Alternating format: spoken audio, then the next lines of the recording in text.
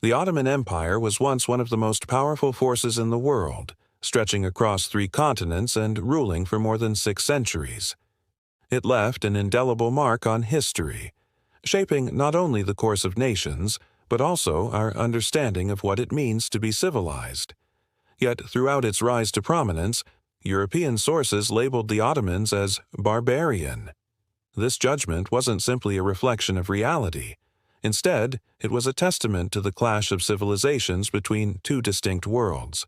In the eyes of Christian Europe, the ascent of the Ottomans posed a formidable challenge to their political and religious order, which led to the formation of a negative image of the empire and its people. After the fall of Constantinople in 1453, Western chroniclers painted a grim picture of the Ottomans, using terms like savage, alien, and uncivilized. However, when we delve into the historical record, a completely different perspective comes to light. The Ottomans actually inherited, preserved, and built upon numerous traditions from Byzantium, Persia, and the Islamic Golden Age.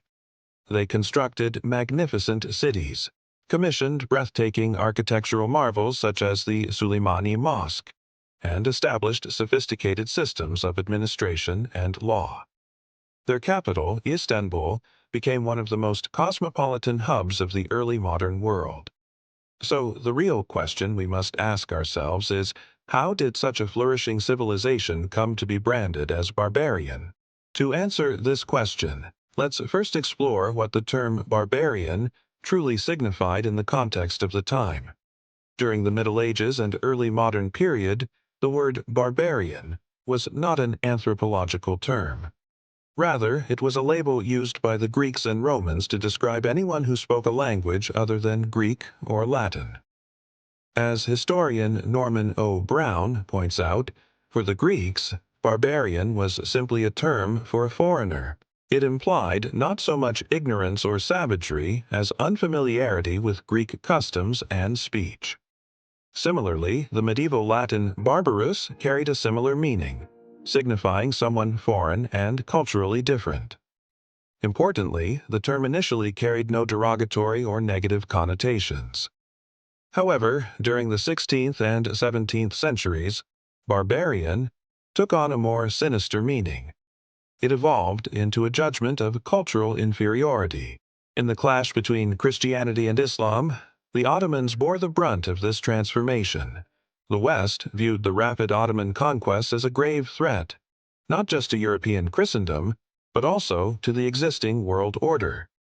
The fall of Constantinople in 1453 marked a turning point in this perception. Before that event, although the Ottomans had expanded into the Balkans and controlled important trade routes, they were still largely seen as a distant power.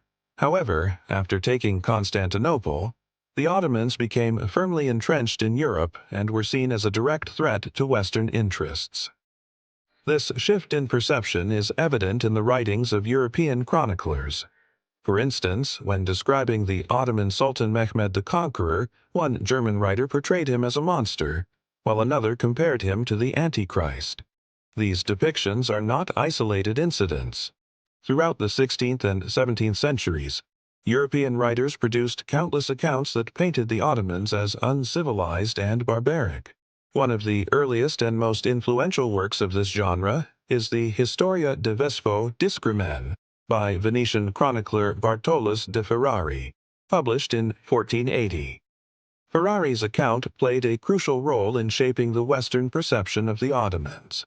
In his book, he presents the Ottomans as a crude and violent people, attributing their rapid conquests to their supposedly inherent barbarity.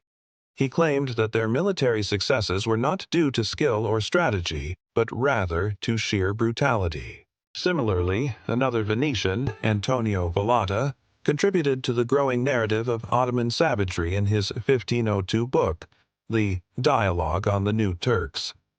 Vallata describes the Ottomans as ferocious beasts, emphasizing their alleged lack of civilization and piety.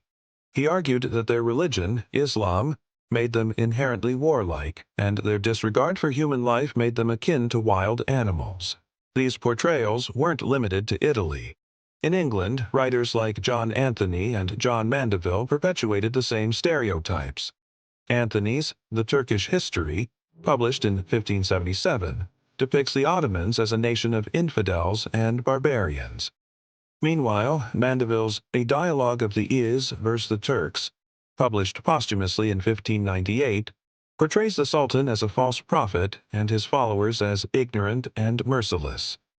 These writings are riddled with religious prejudice and underscore the deep-seated distrust and animosity that existed between Europe and the Ottoman Empire.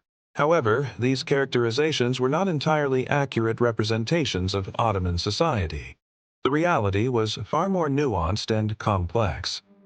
Despite the prevalence of these biased accounts, a different picture of the Ottoman Empire emerges when we examine primary sources and the historical record itself.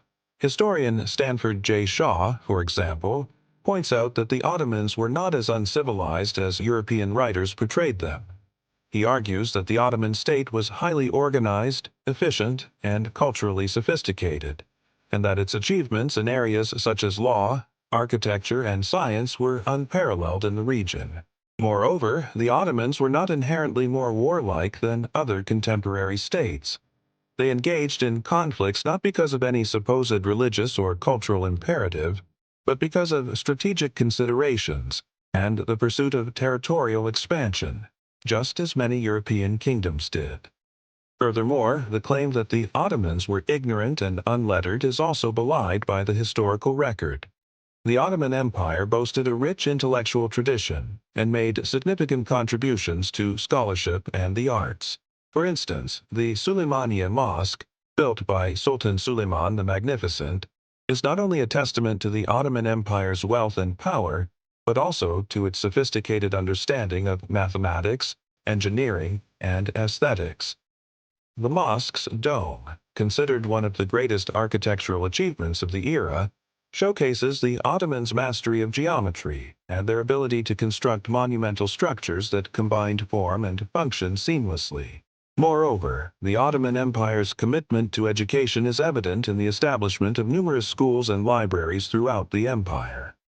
These institutions played a vital role in preserving ancient texts and fostering intellectual inquiry, contributing significantly to the transmission of classical knowledge from antiquity to the modern era. One notable example is the Süleymaniye Library in Istanbul, which during its heyday housed a vast collection of manuscripts covering a wide range of subjects from theology and philosophy to medicine and science. This commitment to scholarship and the accumulation of knowledge challenged the notion that the Ottoman Empire was inherently uncivilized. But perhaps the most telling aspect of the Ottoman sophistication is their legal system. Unlike the haphazard and often arbitrary rule of many medieval European monarchs, the Ottomans had a well-developed system of laws that applied equally to all subjects regardless of their social status or religious background.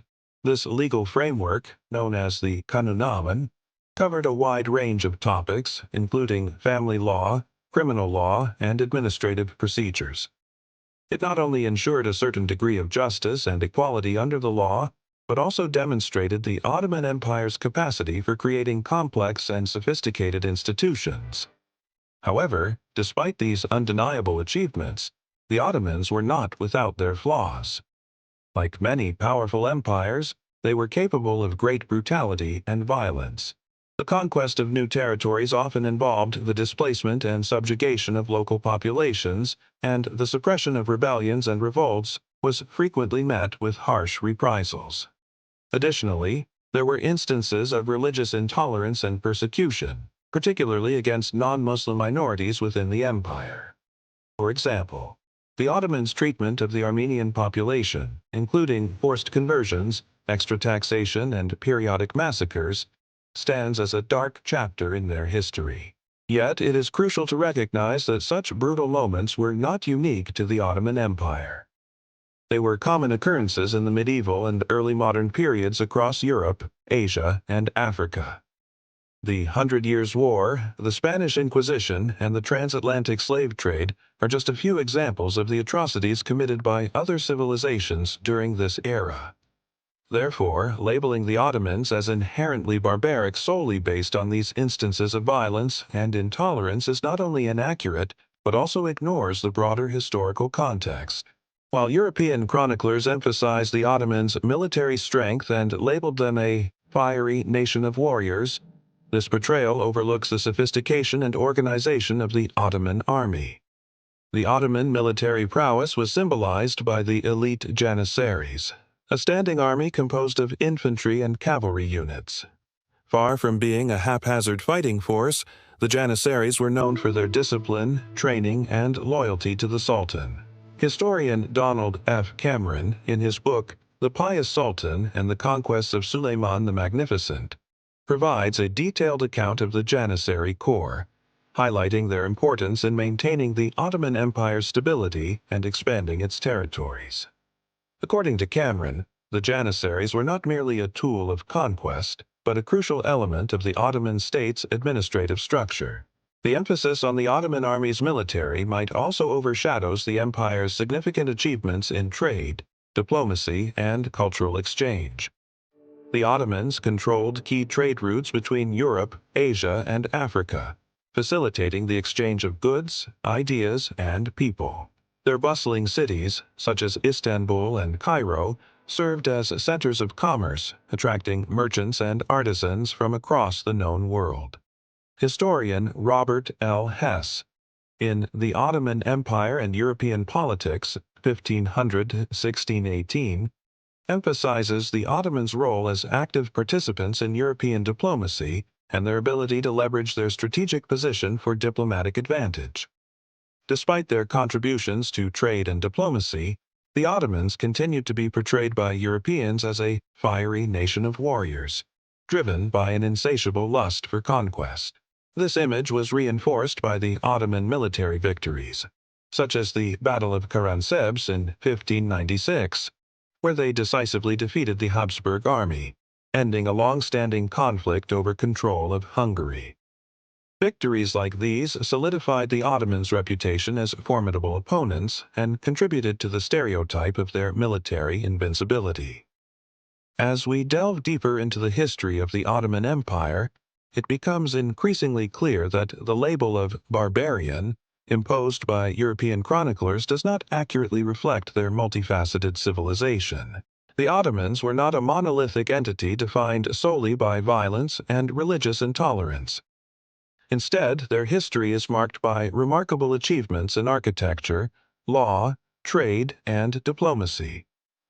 Furthermore, the comparison of the Ottoman army to a fiery nation of warriors ignores the sophistication and organization of their military forces, exemplified by the elite Janissary Corps. So then the real question is not whether the Ottomans were barbarians, but why their accomplishments and complexities were overshadowed by biased European accounts. Perhaps the most compelling explanation lies in the socio-political context of the time. The rise of the Ottoman Empire coincided with a period of intense religious and territorial competition in Europe. As the Ottoman presence grew, it posed a significant challenge to European Christendom. This perceived threat fueled the demonization of the Ottomans as a way to justify the Crusades and other military campaigns aimed at containing their expansion. By casting the Ottomans as inherently uncivilized and dangerous, European leaders could rally their followers to take up arms against what was seen as a common enemy. In this context, the portrayal of the Ottomans as barbarians was not merely a product of cultural difference, but a deliberate strategy to mobilize public opinion and resources for the defense of European interests. The lasting impact of this propaganda is evident in how the Ottoman Empire has been remembered in Western historiography. Despite their numerous accomplishments, the Ottomans have often been portrayed as villains in European history books. This distorted narrative has contributed to a skewed perception of Ottoman history and has overshadowed their contributions to world history.